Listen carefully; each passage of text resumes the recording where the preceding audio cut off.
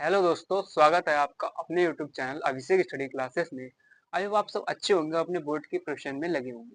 आइए देखते हैं क्लास 10 मैथ की मोस्ट इंपॉर्टेंट क्वेश्चन। ठीक, तो ये क्वेश्चन आपका है कि एक पासे को यदि एक पासे को एक बार फेंका जाता है तो निम्नलिखित को प्राप्त करने की प्रायिकता ज्ञात कीजिए। हाँ, हमने एक पासे को फेंका। ठीक, तो हमने देखी प्रायिकता ज्ञात करनी। ठीक, प्रायिकता आपका चैप्टर है प्रायिकता, उससे एक संबंधित क्वेश्चन कैसे देखिए। तो जो हमने पासा उछाला उसमें जो संख्या आई हमारी वो एक अभाज्य संख्या है। ठीक, यानी कि इसमें दो ऑप्शन दिए, एक अभाज्य संख्या है, अभाज्य संख्या है। ठीक, पासे पर प्राप्त संख्या जो एक अभाज्य संख्या है, और दूसरा है इसमें हमारा बी, यानी कि संख्या जो आई हमारी वो 2 और 6 के बीच। ठीक, 2 और 6 के बीच, 2 और 6 के बीच ठीक स्थित कोई संख्या, स्थित कोई संख्या। देखिए प्रायिकता क्या होती है, देखिए प्रायिकता बता दूं मैं आपको, इसका एक फॉर्मूला भी होता है हमारा, प्रायिकता बराबर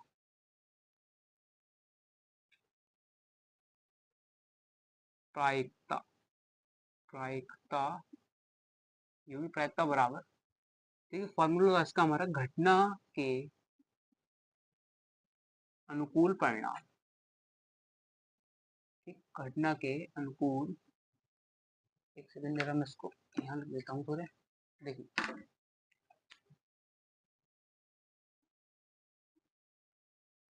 प्रायिकता बराबर घटना के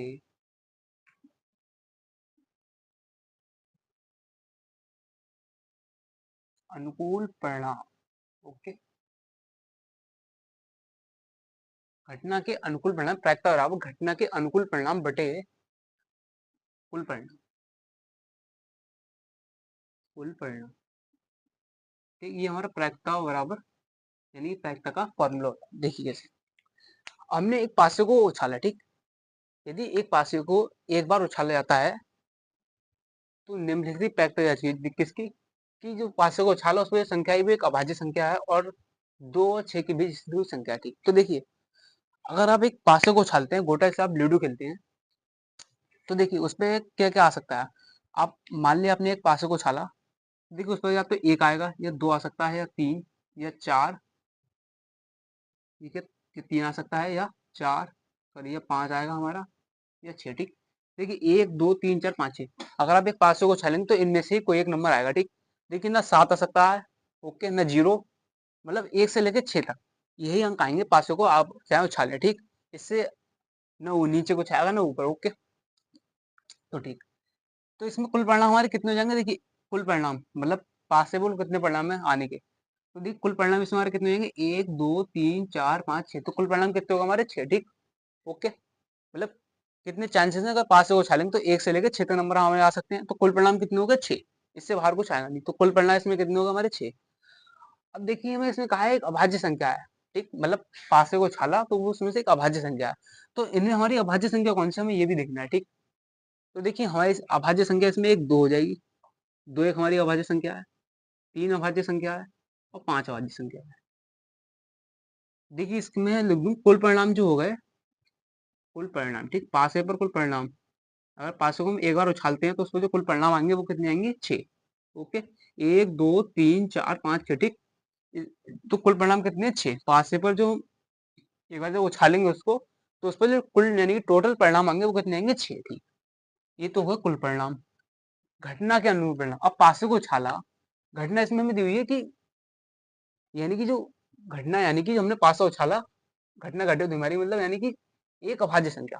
ठीक, घटना दी हुई एक अभाज्य संख्या है।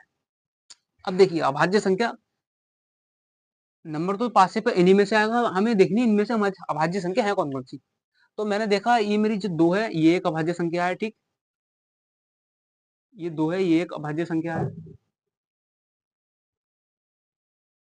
ओके, ये तीन भी अभाज्य संख्या है मेरी, और ये पांचवी अभाज्य संख्या है। ठीक, देखिए दो तीन पांच ये तीनों मेरी क्या है, अभाज्य संख्या है। ठीक, यानी कि इसमें घटना के अनुकूल परिणाम लिखूं तो कितने होगा, अनुकूल परिणाम देखिए यहाँ लिख देता हूँ, अनुकूल परिणाम, घटना के अनुकूल परिणाम, ठीक, अनुकूल परिणाम,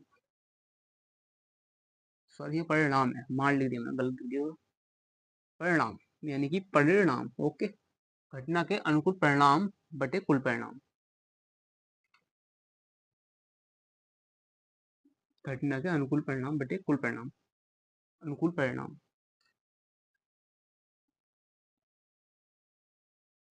ठीक है, ये कितने हो जाएंगे, एक दो तीन, अभाज्य संख्या हमारी इसमें कुल कितनी है, तीन, तो कुल परिणाम इसमें छह हमारे, और अनुकूल परिणाम कितने, तीन, ठीक।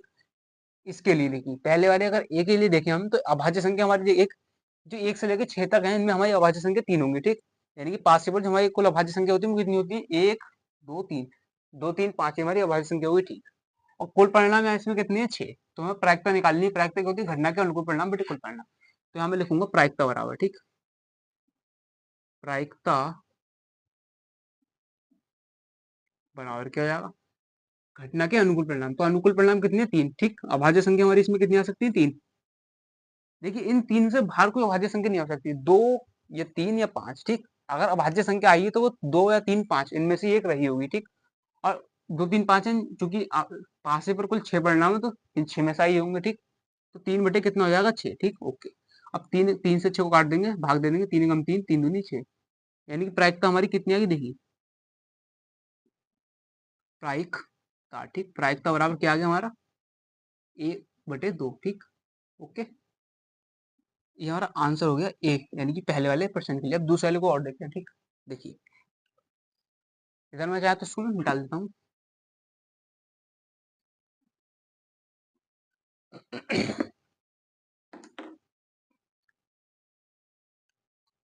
अब देखिए दूसरा क्वेश्चन, अब पासा उछालते हैं, उसमें जो दूसरी घटना हमारी क्या है, इसमें दो और छह के बीच स्थित कोई संख्या, तो देखिए पासे पर तो एक दो तीन चार पाँच छह, ठीक, इन्हीं में से नंबर आ सकते हैं। अब इसका दो और छह के बीच स्थित कोई संख्या, देखिए दो हमारा क्या है, ई, और छह यानी कि इनके बीच स्थित कोई संख्या, ओके, दो और छह के बीच स्थित कोई संख्या, मतलब हम पासा उछालते हैं, हमारी फिर जो संख्या आती है वो दो और छह के बीच आती है, ठीक, यानी कि दो से कम नहीं और छह से ज्यादा वैसे भी नहीं होगा, दो और छह के बीच, यानी छह भी नहीं है इसमें। देखिए इन दो के बीच कौन से हमारे दो, ये हमारा दो और ये छह, इनके बीच, ओके, देखिए इनके बीच हमारा एक ये तीन आ रहा है, ये चार आ रहा है और ये पांच, इसमें भी कुल परिणाम तो हमारे देखिए पास आया, पास में कुल परिणाम कितने होते हैं, अगर पासे को एक बार उछालेंगे तो उसमें जो कुल परिणाम होंगे वो कितने होंगे, हमारे छह ही होंगे, ठीक, क्योंकि एक से लेकर छह तक नंबर आ सकते हैं पासे में, ओके, इसमें अनुकूल परिणाम कितने हो जाएंगे, देखिए अनुकूल परिणाम,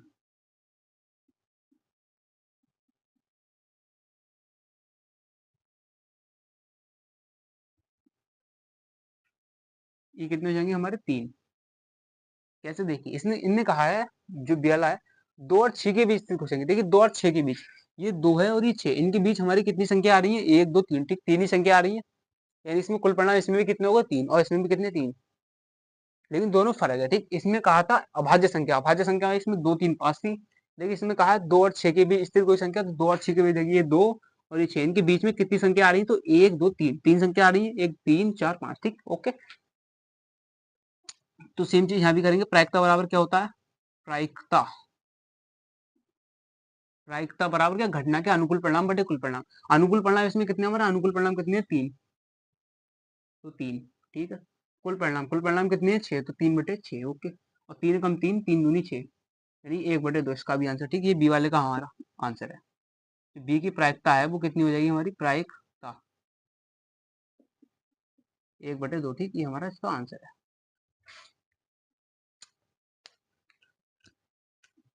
प्रायिकता, ठीक, प्रायिकता आपका चैप्टर है, इसमें वैसे अगर आपको ये चैप्टर थोड़ा अगर समझ में आता है, यानी कि इजी चैप्टर आपका, देखिए इसमें एक अभाज्य संख्या, अभाज्य संख्या आपको पता होगी अपने, जो हमारा पहला चैप्टर बातचीत संख्या, उसमें अभाज्य संख्या है हमारी, और दो छह के बीच तो आपको पता है कि तीन चार पांच ही आएगा, ठीक, अब बढ़ते हैं अगले सवाल।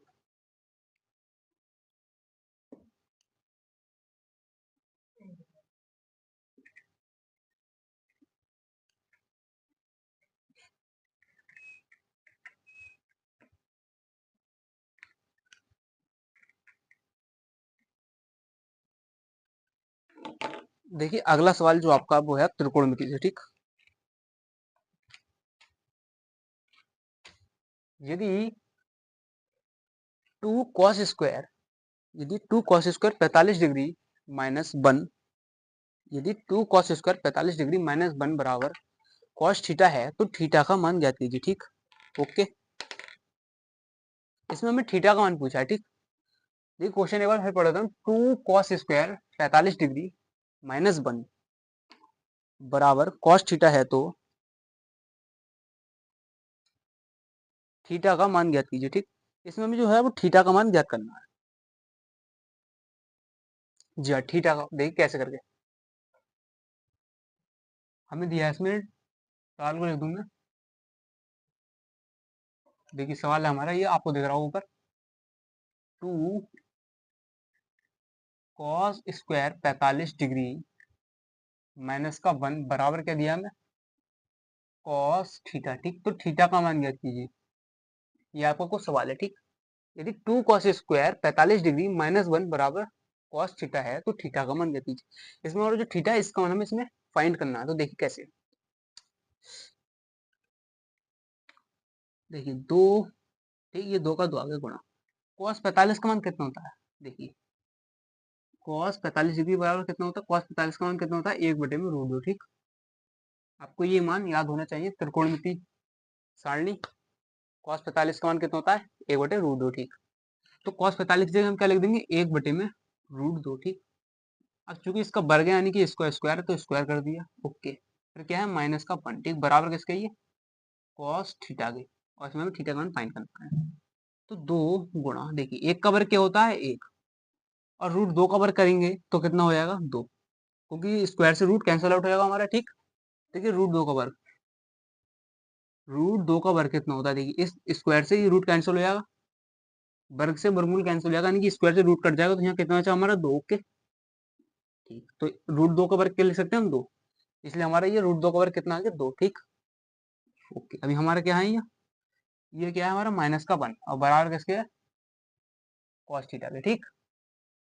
देख कुछ नहीं है, कॉस 45 का मान लिखा एक बटे रूट दो, उसका स्क्वायर था, ठीक। और चूंकि एक का स्क्वायर एक होता है, रूट दो का स्क्वायर दो होता है, ठीक। अब देखिए यहाँ दो से दो हमारा कट जाएगा, ठीक, दो एकम दो, दो एकम दो, ठीक। अब देखिए हमारा एक बचा, ये दो से दो कट गया, ये बचेगा एक। देखिए दो से दो कैंसिल आउट हो गया, क्या बचा है हमारा, एक। और यहाँ माइनस का क्या है, एक, और बराबर क्या है, कॉस थीटा, ठीक। देखिए ये दो और रूट, ये देखिए एक बटे रूट दो का वर्ग क्या आया, एक बटे दो, इस दो से ये दो कैंसल, ये बचा हमारा एक, और ये क्या है माइनस का एक, ठीक, बराबर क्या है cos थीटा। अब देखिए एक में से एक जाएगा तो बचेगा हमारा जीरो, जीरो आ क्या आ गया हमारा, cos थीटा, ठीक। अब देखिए जीरो cos थीटा में किसका मान होता है, जो हमारा जीरो है वो cos थीटा में किसका मान होता है।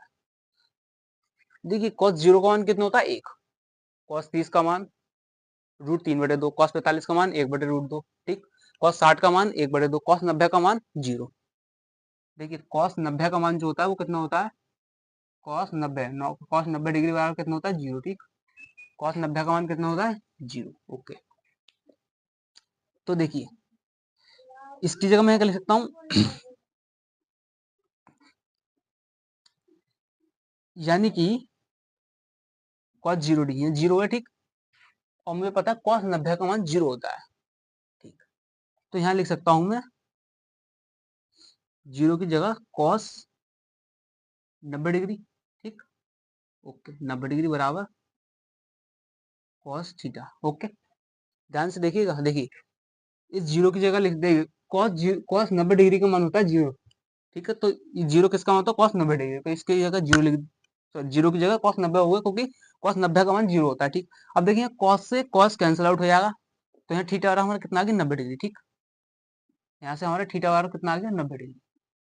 ओके, देखिए एक में से एक गया जीरो बचा, और जीरो मुझे पता है cos 90 का मान जीरो होता है, cos 90 डिग्री का मान जीरो होता है, तो जीरो की जगह मैंने cos 90 डिग्री लिख लिया। अब यहाँ मेरा cos से और cos कैंसिल आउट हो गया, cos से cos, तो थीटा वाला कितना आ गया, 90 डिग्री। ओके, हाँ जी हाँ, थीटा वाला क्या आ गया हमारा, 90 डिग्री। इसमें थीटा का मान फाइंड करना था, कितना है, 90 डिग्री, यही हमारा इसमें आंसर है। जी हाँ, आपको वैसे ये दो या चार नंबर, वैसे दो या चार नंबर का सवाल था, मोस्ट इंपॉर्टेंट सवाल था, कब से कई साइटों में आपके दिया था अनसोल्ड में, तो मैंने आपको ये करा दिया है। 2 कॉस स्क्वायर 45 डिग्री माइनस 1 बराबर कॉस थीटा, और थीटा का मान फाइंड करना है। देखिए कुछ नहीं, आपको इसमें बस कैलकुलेशन थी छोटी सी। अगर कॉस 45 का मान ज्ञात है, मतलब देखिए त्रिकोणमिति सारणी तो आपको ज्ञात होना चाहिए। अगर सारणी याद है तो त्रिकोणमिति चैप्टर आपके लिए आसानी हो जाएगा। ठीक, सारणी की आवश्यकता तो हमें त्रिकोणमिति चूंकि चैप्टर है तो त्रिकोणमिति सारणी की तो आवश्यकता पड़ेगी। ठीक, उसके हिसाब से मैंने ये किया। देखिए कॉस 45 का मान 1/√2 था, पहले वो रखा।